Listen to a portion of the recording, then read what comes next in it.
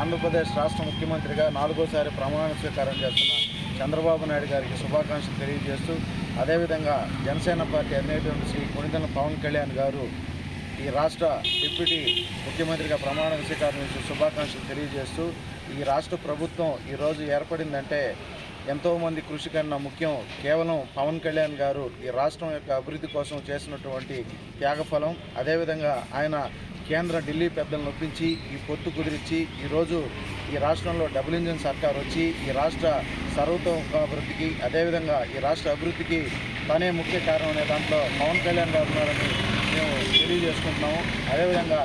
గత 2014 పార్టీ స్థాపించిన నాటి నుండి ఈ రోజుకి వరకు ఆయన పడ్డ అవమానాలు అన్నీ ఇన్ని కాదు, తనను వ్యక్తిగతంగా విమర్శించిన, తన పార్టీని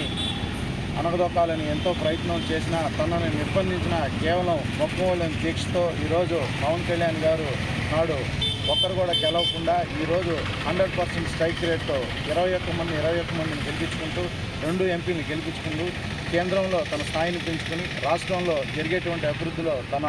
మార్పును చూపిస్తారని ఆకాంక్షిస్తూ, రాబోయే రోజుల్లో ఈ రాష్ట్ర ప్రభుత్వం ఈ రాష్ట్రం యొక్క సర్వతోముఖ అభివృద్ధికి పవన్ కళ్యాణ్ గారు, అదేవిధంగా చంద్రబాబు నాయుడు గారు, మోడీ గారి ఆశీస్సులతో ముందుకు పోతారని తెలియజేస్తుంటూ, ఒకటి కళ్యాణ్ గారు లాంటి నిజాయితీ గారి వ్యక్తికి వల్లే ఈ రాష్ట్రం ఈరోజు ఈ ప్రభుత్వం ఏర్పడింది.